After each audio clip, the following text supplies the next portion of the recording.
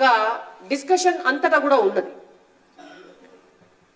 మరి ఇప్పుడు మీరు దానికి సర్టిఫికేట్ పట్టుకురావాలి. ఫస్ట్ పొన్నం ప్రభాకర్ గారు ఎన్ఎస్యుఐ నాయకులుగా ఉండి ఎక్కడ పైసలు వసూలు చేయలే అనేటువంటి సర్టిఫికేట్ మొదలు తెచ్చుకోవాలి. ప్రభాకర్ అన్న మీరు మంత్రి అయినాక, ట్రాన్స్పోర్ట్ మంత్రి అయిన తర్వాత ఆర్టీఓలు కానీ వెహికల్ ఇన్స్పెక్టర్లు కానీ చాలా పెద్ద ఎత్తున బదిలీలు జరిగినాయి అనేటువంటి అంశం అందరికీ తెలుసు తెలంగాణ రాష్ట్రంలో. మరి ఆ బదిలీల వెనుకాల చాలా అవినీతి జరిగిందనేటువంటి ఆరోపణలు ఉన్నాయి. ఫస్ట్ మీరు పోయి రేవంత్ రెడ్డి గారి దగ్గర సర్టిఫికేట్ పట్టుకొని రావాలా. పొన్నం ప్రభాకర్ ఎటువంటి అవినీతి చేయకుండానే ట్రాన్స్పోర్ట్ డిపార్ట్మెంట్లో బదిలీలు చేసిండు అనేటువంటి సర్టిఫికేట్ ప్రభాకర్ గారు తీసుకొచ్చుకోవాలా. ఇంకా ఇంకొక మాట అన్నారు, బండి సంజయ్ గారిని అధ్యక్ష పదవి నుంచి ఎందుకు తొలగించిండ్రో బండి సంజయ్ సమాధానం చెప్పాలి అని అన్నారు. చిత్రమైనటువంటి విషయం ఏంటంటే ఆ అంశం మా పార్టీకి సంబంధించినటువంటి అంశం, మా పార్టీ అంతర్గత వ్యవహారం. మా పార్టీ రాష్ట్ర నాయకులు, జాతీయ నాయకులు అనేక సార్లు చెప్పినారు. అది మా పార్టీ నాయకులు చెప్తే అదొక ఎత్తు. ఈ ప్రభాకర్ అన్నే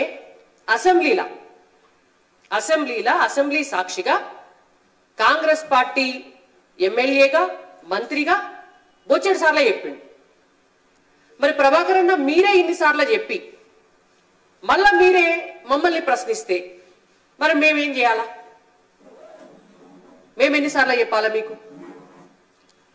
కరీంనగర్ కు బండి సంజయ్ గారు ఏం చేసిండ్రు అని తెల్లారలేస్తే మీ దోస్తు కేటీఆర్ గారు మీరు రోజు అదే ముచ్చట, అరిగిపోయిన రికార్డు లెక్క. ఇప్పటికీ నెత్తి నోరు కొట్టుకొని కరీంనగర్ కు బండి సంజయ్ కుమార్ గారు ఏం చేసినారు, తెలంగాణ రాష్ట్రానికి నరేంద్ర మోడీ గారు ఏం చేసినారు, భారతీయ జనతా పార్టీకి తెలంగాణ అభివృద్ధిలో ఉన్నటువంటి భాగస్వామ్యం ఎంత, ఇవన్నీ కూడా ప్రతి బహిరంగ సభల, ప్రతి వేదికల, ప్రతి ప్రెస్ కాన్ఫరెన్స్ల చెవులు చిల్లులు పడేటట్టు చెప్తున్నాం. బండి సంజయ్ కుమార్ గారు కరీంనగర్ పార్లమెంట్ మొత్తం ప్రతి గ్రామంలో తను ఎంపీగా ఉండి ఏం చేసినారు అనేటువంటిది ఒక డిజిటల్ ప్రింట్ వేయించినారు గోడల మీద. కరీంనగర్ పార్లమెంటులో ఏ ఊరికి పోయినా కూడా ఆ గ్రామంలో గోడల మీద ఖచ్చితంగా రాసి ఉంటాయి. మరి వాళ్ళ పొన్నం ప్రభాకర్ అన్నకు కళ్ళు కనబడకపోతే, ప్రభాకర్ అన్నకు చెవులు వినబడకపోతే మరి అది మా తప్పు అవుతుందా? లేకపోతే మరి మీకు వినబడాలి అంటే ఏమన్నా చేయాలంటే మరి తీసుకుపోయి మేమే ఎక్కడన్నా డాక్టర్ దగ్గర చూపించమంటే చూపిస్తాం. అది మా తప్పెట్లయితుంది? కరీంనగర్ ప్రజలందరికీ తెలిసిన తర్వాత, కరీంనగర్లో ఉన్నటువంటి కాంగ్రెస్ పార్టీ కార్యకర్తలకు కూడా తెలిసిన తర్వాత, కరీంనగర్లో ఉన్నటువంటి బీఆర్ఎస్ పార్టీ కార్యకర్తలకు కూడా తెలిసిన తర్వాత మరి పొన్నం ప్రభాకర్ గారికి, కేటీఆర్ గారికి మాత్రమే వినబడతలేవు అంటే దానికి మేం బాధ్యులం కాదు అని మా ప్రభాకర్ అన్నకు మళ్ళా కూడా నేను చెప్తున్నా. ఇంకా చాలా మాట్లాడిండ్రు. గంగుల కమలాకర్ గారికి, బండి సంజయ్ గారికి ఎంత సాన్నిహిత్యం ఉన్నదో మా అందరికీ కూడా తెలుసు. అందుకనే ఇక్కడ రాజకీయం చేస్తుండ్రు అని మేము ఒకటే అడుగుతున్నాం, సాన్నిహిత్యం ఉంటే ఒక్కచోట నిలబడి కొట్లాడతారా? సాన్నిహిత్యం ఉంటే మీ లెక్క హుస్నాబాద్కు పారిపోతారు. ఇవాళ పొన్నం ప్రభాకర్ అన్న మీరు సమాధానం చెప్పాలా. మీరు కరీంనగర్లో పోటీ చేయకుండా, మీరు గంగుల కమలాకర్ మీద పోటీ చేయకుండా మీరెందుకు హుస్నాబాద్కు పారిపోయినరు? కమలాకర్ గారి పైన పోటీ చేసి కేవలం 3000 ఓట్లతోటి ఓడిపోయి మళ్ళా అదే కరీంనగర్ నుంచి మళ్ళా ఎంపీగా పోటీ చేస్తున్నటువంటి బండి సంజయ్ కుమార్ గారి పైన మీరు ఆరోపిస్తున్నారు కదా. అసలు నిజానికి చెప్పాలంటే కేటీఆర్ గారితోటైనా గంగుల కమలాకర్ గారితోటైనా దోస్తానా ఉన్నది మీకు కాదా? మీరు పోటీ చేసి ఓట్లు చీల్చుకుంటే అక్కడ బీజేపీ అభ్యర్థి బండి సంజయ్ కుమార్ గారు గెలుస్తారని మీరు హుస్నాబాదు బీఆర్ఎస్ తోటి లాలూచిపడి హుస్నాబాద్కు పారిపోలేదా? పోయి హుస్నాబాద్ లో పోటీ చేయలేదా? మరి వాళ్ళ సంబంధాలు ఉన్నాయి ఎవరికి? పొన్నం ప్రభాకర్ గారికి, బీఆర్ఎస్ పార్టీకి, కేటీఆర్ గారికి, గంగుల కమలాకర్ గారికి కదా సంబంధాలు ఉన్నాయి. కాబట్టి మీరు తప్పు చేసి పక్కోళ్ళ మీద బట్టగాలు చేసి భారతీయ జనతా పార్టీని, భారతీయ జనతా పార్టీ నాయకులను బదనాం చేస్తామంటే ఇక్కడ ప్రజలు అన్నీ చూస్తున్నారు. డెఫినెట్ గా మీకు సరైనటువంటి సమయంలో సరైన బుద్ధి కూడా చెప్తారు. ఇంకొక విషయం కూడా వారు మాట్లాడినటువంటి మాటలు ఒక ఆడియో బయటకు వచ్చింది. నిన్న ఒక ఆడియో బయటకు వస్తే దాంట్లో చాలా స్పష్టంగా ఉన్నది. అంటే గతంలో బీఆర్ఎస్ పార్టీ చేసినటువంటి దౌర్జన్యం, బీఆర్ఎస్ పార్టీ చేసినటువంటి ఆధిపత్యం, ఇతర పార్టీ నాయకులు ఎమ్మెల్యేలుగా ఉంటే వాళ్లను అసలు కన్సిడర్ చేయకుండా అధికారులను అడ్డం పెట్టుకొని అధికారులను బెదిరించి ప్రభుత్వ కార్యక్రమాలు నిర్వహించినటువంటి బీఆర్ఎస్ పార్టీ వారసత్వం ఇవాళ కాంగ్రెస్ పార్టీ పునికిపుచ్చుకుంటుంది. గతంలో కేటీఆర్ గారు పక్క పార్టీ ఎమ్మెల్యేలు ఎవరన్నా ఉంటే వాళ్ళకు సంబంధం లేకుండా అధికారులతోటి పనులు చేయించుకునేది. ఇవాళ సేమ్ మీరు కదా చెప్తున్నారు, ఇతర పార్టీ ఎమ్మెల్యేలకు సంబంధం లేకుండా సంక్షేమ పథకాలన్నీ కూడా నడిపియమని అధికారులతో చెప్తే ఆ ఆడియో బయటకు వస్తే అధికారి మీద నువ్వు చర్య తీసుకుంటావా? మరి నీ మీద ఎవరు చర్య తీసుకోవాలా? ఇవాళ ముఖ్యమంత్రి రేవంత్ రెడ్డి గారిని మేము ఒకటే అడుగుతున్నాం, అంటే ఈ దురహంకారపు రాజకీయాల్ని, ఆ వారసత్వాన్ని మీ ప్రభుత్వం కూడా కొనసాగిస్తోందా? అధికారులను ఇట్లా ఆదేశిస్తున్నటువంటి మంత్రి గారి పైన మీరేం చర్యలు తీసుకుంటున్నారో రేవంత్ రెడ్డి గారు చెప్పాలి. మరి ఇటువంటి మంత్రిని, ఇటువంటి వ్యక్తిని మీరు మంత్రివర్గంలో ఎందుకు కొనసాగిస్తున్నారో రేవంత్ రెడ్డి గారు చెప్పాలి.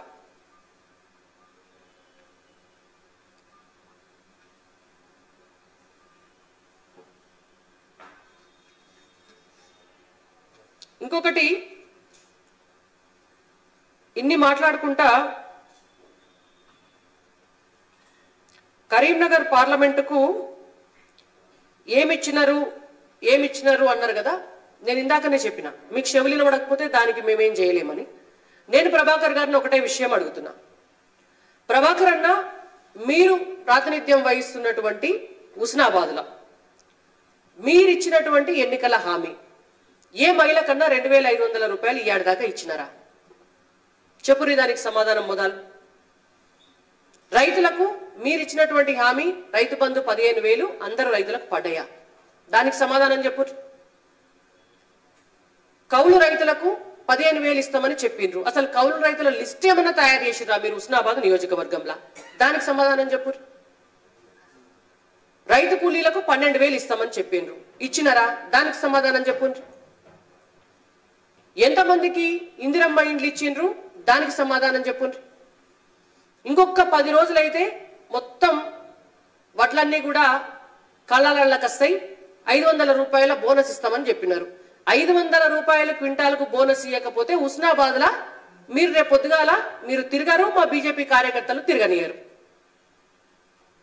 ఎప్పుడు ఇస్తున్నారో, ఎప్పటి నుంచి మొదలు పెడుతున్నారో దానికి సమాధానం చెప్పండి. ఇవాళ మీ హుస్నాబాద్ లా కరీంనగర్ పార్లమెంటు పరిధిలా మీరు కరీంనగర్ పార్లమెంట్ గురించి మాట్లాడినారు. మీరు ఈ రాష్ట్రంలో మంత్రివర్గంలో ఉన్నారు.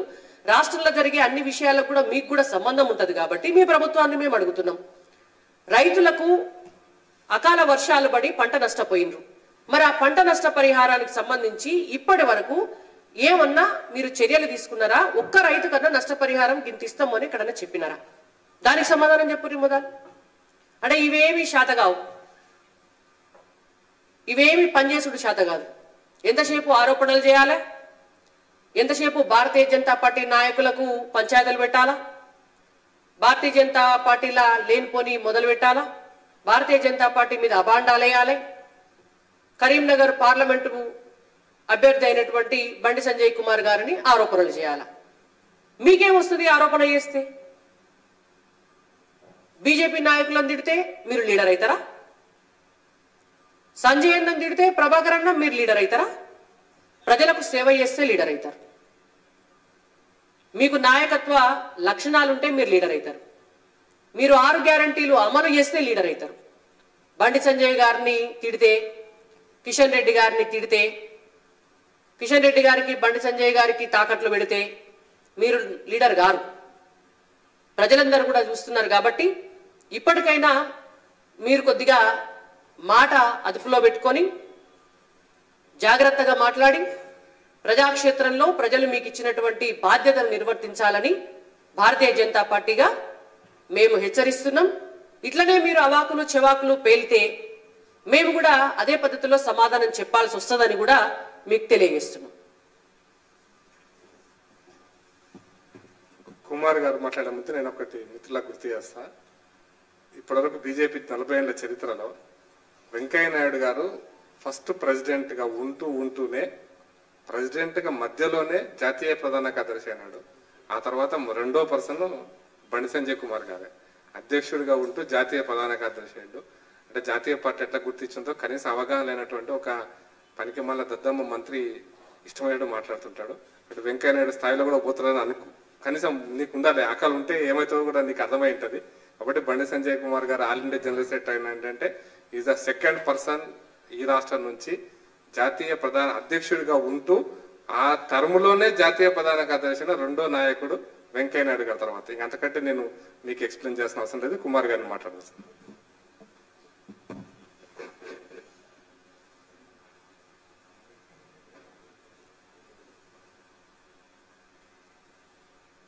కాంగ్రెస్ పార్టీకి ముఖ్యంగా అధికారంలోకి వచ్చిన తర్వాత ప్రజలకు సేవ చేయాలనే విషయాన్ని పక్కన పెట్టి వాళ్ళ యొక్క అహంభావం ఇతరుల పైన చూపించే ప్రయత్నం చేస్తున్నారు. కళ్ళు నెత్తికెక్కితే ఇదే రకంగా ఉంటాయి. గతంలో ఉన్న పార్టీ ఇదే రకంగా వ్యవహరించడం వల్ల ప్రజలు ఏ రకంగా ఇంటికి పంపించారో మనం చూసినాం. అధికారంలోకి రాగానే రేవంత్ రెడ్డి గారు చాలా విషయాలు చెప్పడం జరిగింది. మాకు అధికారం ఇచ్చారు కదా అని మేము ఎగిరిపడము,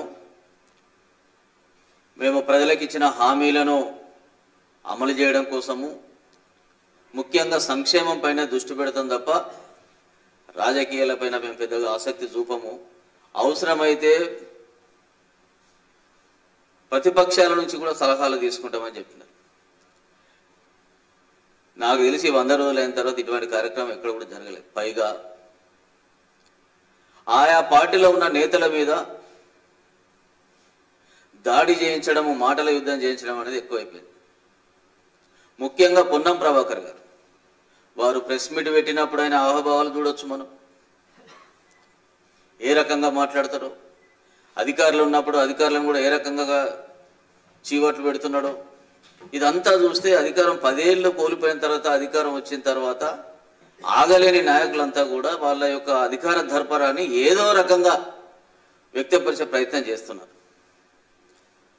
ప్రెస్ మీట్లో పాత్రికేయులతో చిట్చాట్ పెట్టినప్పుడు వాళ్ళు పత్రికాముఖంగా చెప్పలేని అంశాలు కావచ్చు, లేదా పార్టీకి సంబంధించిన అంశాలు కానీ జనరల్గా చర్చిస్తారు. నాకున్న అనుభవం మరొక. కానీ ఆ చిట్చాటులో భారతీయ జనతా పార్టీ అంతర్గత విషయాలను, భారతీయ జనతా పార్టీ నాయకులను ఇష్టానుసారం మాట్లాడడం అనేది వారికే చెల్లది. భారతీయ జనతా పార్టీ యొక్క మా ఎన్నికల తీరు వారికి తెలియదు. భారతీయ జనతా పార్టీ సిస్టంలో ప్రతి 3 ఏళ్లకు ఒకసారి రాష్ట్ర అధ్యక్షుని మార్చడం అనేది అనావాయితీ. బండి సంజయ్ కుమార్ గారు 3 ఏళ్లకు మించి జాతీయ పార్టీ ఆదేశాల మేరకు వారు కొనసాగిన విషయం కూడా మనకు తెలుసు. దేశవ్యాప్తంగా కూడా రాష్ట్ర అధ్యక్షులను మార్చారు, టర్మ్ అయిపోయింది కాబట్టి. ఇక్కడ కూడా తెలంగాణలో వారిని మారుస్తూ వారికి జాతీయ ప్రధాన కార్యదర్శిగా ప్రమోట్ చేసిన విషయం కూడా మనం అందరం చూస్తాం. ఆయన ఏదో తప్పు చేసిండని రాష్ట్ర అధ్యక్ష పదవి నుంచి తీసేసి జిల్లా అధ్యక్షుని చేసినట్టుగా, లేకపోతే జిల్లాకు సంబంధించిన ప్రధాన కార్యదర్శి చేసినట్టుగా ఇలా మాట్లాడడం ఆయనకే తెలుసు. అది కరెక్ట్ కాదు. పొన్నం ప్రభాకర్ గారు గుర్తుపెట్టుకోవాలి, కొన్ని సంఘటనలు మీకు గుర్తు చేస్తున్నాను.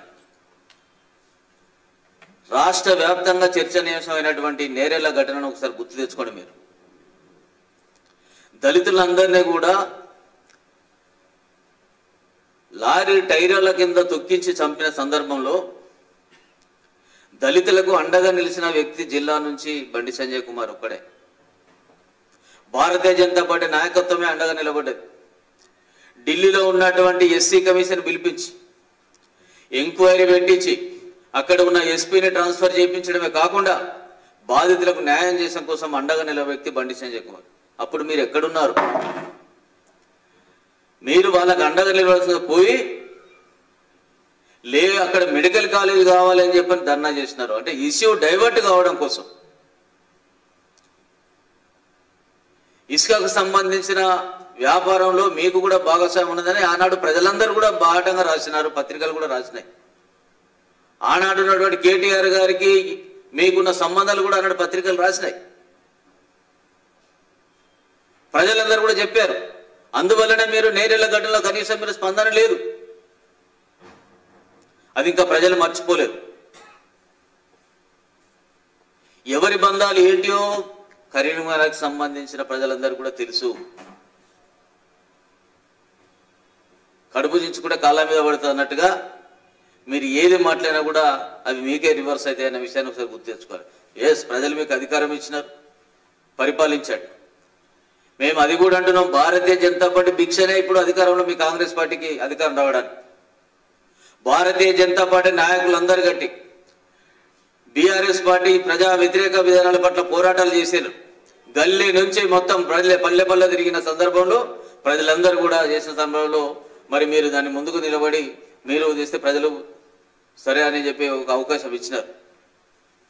భారతీయ జనతా పార్టీ యొక్క ఉద్యమాన్ని మీరు మర్చిపోయినట్టున్నారు. మా పోరు యాత్రను చూడాలా, కిషన్ రెడ్డి గారు చేసింది మర్చిపోయినట్టున్నారు. ప్రజా సంగ్రామ యాత్రను బండి సంజయ్ కుమార్ గారు ఏ రకంగా పల్లె పల్లె తిరిగి బీఆర్ఎస్ పార్టీని ఏ రకంగా చేసినారో మీరు మర్చిపోయినట్టు ఉల్టా మాట్లాడతారు. మా అంతర్గత ఏ నాయకులకి ఏమున్నదనే విషయం మాకు తెలుసు. మా నాయకత్వం పరిశీలిస్తారని కొంచెం మాట్లాడుకుంటారు. మరి మీకు శ్రీధర్ బాబు గారికి బాగా గొడవలు ఉన్నాయని చెప్పి బాహాటంగానే పత్రికలు రాస్తున్నాయి కదా. మేము ఎప్పుడైనా మాట్లాడినామా బీజేపీ వాళ్ళు?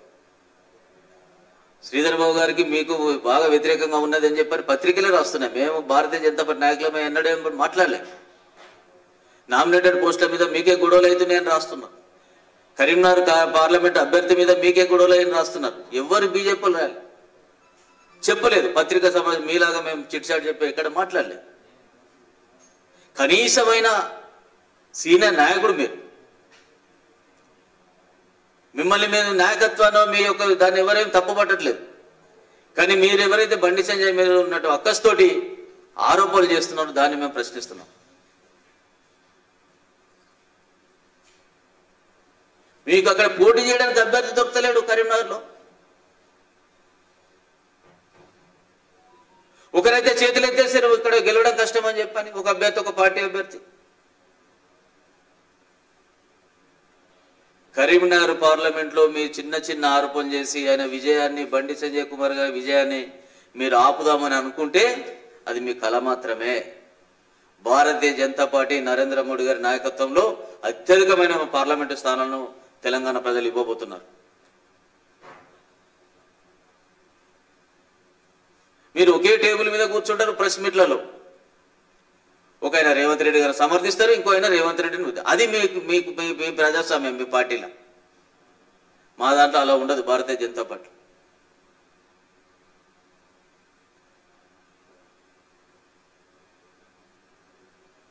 సర్టిఫికేట్ కావాలన్నా తూకం వేస్తారా మీరు? ఎవరెవరికి సర్టిఫికేట్ ఇవ్వాలి? మీ సర్టిఫికేట్ భారతీయ జనతా పార్టీకి అవసరం లేదు, మా నాయకులకు అవసరం లేదు. భారతీయ జనతా పార్టీ ప్రజల పక్షాన నిరంతరం పోరాడుతుంది. గత కొన్నేళ్లుగా పోరాడుతుంది, భవిష్యత్తులో పోరాడుతుంది. అధికారం పరవాదిగా మీరు చేస్తారు తప్ప భారతీయ జనతా పార్టీ ఏనాడు అట్లా చేయలేదు. ఇటువంటి చౌకబారి ఆరోపణలు మానేసుకొని మీరు హుస్నాబాద్లో గెలిచారు కదా, అక్కడ ప్రజలకు సేవ చేయడం ఉత్తమం అని చెప్పని ఈ సందర్భంగా మీకు సూచన చేస్తున్నాను. భారతీయ జనతా పార్టీ నాయకులు మెతకాని మీరు అంటారు. అది ఒక జ్ఞానానికి ఒకవైపు మాత్రమే. రెండో వైపు మనం మీకు తెలుసు, మీకు కూడా గతంలో అనుభవం ఉస్మానియా యూనివర్సిటీలో ఏం జరిగిందో.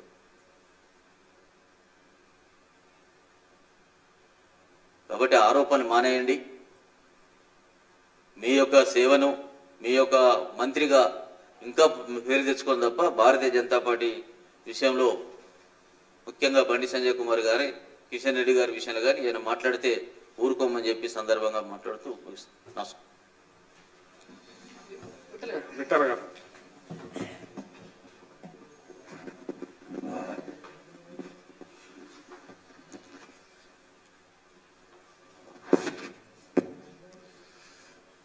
సహచర మిత్రులకి మీడియా మిత్రులకి గుడ్ ఆఫ్టర్నూన్ తెలియజేస్తూ,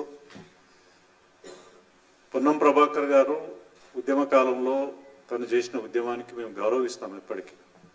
పార్లమెంట్లో ఉన్నటువంటి పెప్పర్ స్టేలో, కానీ ఆ గౌరవాన్ని తోటి నాయకుల పైన లేనిపోని అవాస్తవాలు మాట్లాడి గౌరవాన్ని కించపరుచుకుంటున్నాడు తనకు తనే. ఒకవైపేమో ముఖ్యమంత్రి గారు రేవంత్ రెడ్డి గారు ఈ రాష్ట్రంలో నాకు పోటీ ఎవరంటే బండి సంజయ్ గారే, కేసీఆర్ గారు పోటీ కాదని చెప్పాడు స్వయంగా రేవంత్ రెడ్డి గారు. నాకు అయితే పోటీ బండి సంజయ్ గారు, ఇంకెవరు లేరని చెప్తే ఆయన క్యాబినెట్ లో ఉండేమో నువ్వు బండి సంజయ్ గారి మీద ఇష్టానుసారిగా మాట్లాడుతావు. మనకి పోటీ ఎవరు? రేవంత్ రెడ్డి గారితో కూడా పోటీ పడుతున్నావు అయింది. ఇవాళ మంత్రిగా పాలనా యంత్రాంగం పైన దృష్టి పెట్టకుండా చిల్లర మాటలు మాట్లాడి ప్రత్యర్థుల పైన చిల్లర మాటలు మాట్లాడితే చిల్లర అవుతారు. ఇవాళ బీసీ సంక్షేమ శాఖ మంత్రి 3%, 52% జనాభాలో 3% బడ్జెట్ ఇప్పించుకున్నావు నువ్వు. 2,50,000లో 7,000 crores. ఇవాళ ఒకవైపు బీసీ హాస్టల్స్ లో పురుగులన్నం తిడుతున్నారు, రోడ్ల మీదకి వస్తున్నారు పిల్లలు తిండి లేక. సంక్షేమ హాస్టల్స్, గురుకుల హాస్టల్స్ దిక్కులేదు. ఒక్క రోజైనా వాళ్ళని పోయి మాట్లాడండి, పిలిచి మాట్లాడిన పరిస్థితి తెలుస్తుంది. నిన్న మొన్న కార్పొరేషన్స్ ఎన్నికలు వచ్చినాయని కార్పొరేషన్స్, బీసీ కార్పొరేషన్స్, రకరకాల కార్పొరేషన్స్ వేసారు. ఒక్క రూపాయి కేటాయించలే వాటికి, not even single rupee. Corporations ఎట్లా పనిచేస్తాయి? ఎవరి కోసం పనిచేస్తాయి? సో ఇవన్నీ కూడా వాస్తవాలు తెలుసుకోకుండా అవాకులు చెవాకులు మాట్లాడితే బాగుండదు. బండి సంజయ్ గారు ఇవాళ జాతీయ నాయకులు, రాష్ట్ర నాయకులే కాదు. బండి సంజయ్ మీద నీకు కోపం ఉంటే, అక్కసు ఉంటే మేము ఇవాళ సవాలు విసురుతున్నాం మా పార్టీ తరఫున. నువ్వు మంత్రిగా పోటీ చేయొచ్చు కదా, ఎంపీగా. ఇంకా ఎలక్షన్స్ రాలే, ఇంకా నోటిఫికేషన్ రాలే. రేవంత్ రెడ్డి గారికి అడిగి నేను బండి సంజయ్ ఓడగొడతా అని ఎంపీగా పోటీ చేయి. కరీంనగర్లో పోటీ చేసి గెలువు. బండి సంజయ్ మీద నీకు అక్కసు ఉంటే, కోపం ఉంటే ఎందుకు హుస్నాబాద్ మీరు వారిపోయారు? బండి సంజయ్ గారి మీద అంత వ్యక్తిగతమైన దూషణ, వ్యక్తిగతమైన ద్వేషం ఉంటే అదే కరీంనగర్లో హుస్నాబాద్ బదులు కరీంనగర్లో నిలబడి బండి సంజయ్ గారిని ఓడగొట్టాల్సి ఉండే. లేదా ఇప్పుడు అవకాశం వచ్చింది, మీకు కోపం ఉంది కదా బండి సంజయ్ గారి పైన, మీకు ఎంపీగా పోటీ చేయి, గెలవండి. బండి సంజయ్ పైన మీరు పొన్నం ప్రభాకర్ గారు ఎంపీగా నిలబడి గెలిస్తే అది నిజంగా మీరు గొప్పలు అవుతారు. అంతేగాని చిల్లర మాటలు, అవాకులు చెవాకులు మాట్లాడితే మీ స్థాయిని మీరు దిగజార్చుకున్న వాళ్ళు అవుతారు తప్ప ఈ రకమైనటువంటి మాటలు ప్రజలు నమ్మరు. బండి సంజయ్ గారి స్థాయి ఏంటో, వారి గొప్పతనం ఏంటో, వాళ్ళ పోరాట పటిమేందో ఇవాళ దేశమంతా తెలుసు, రాష్ట్రంలోనే కాదు. కాబట్టి ఇట్లాంటి చిల్లర మాటలు మాట్లాడితే మీరే చీప్ అవుతారని చెప్పదలుచుకున్నాం. ధన్యవాదాలు.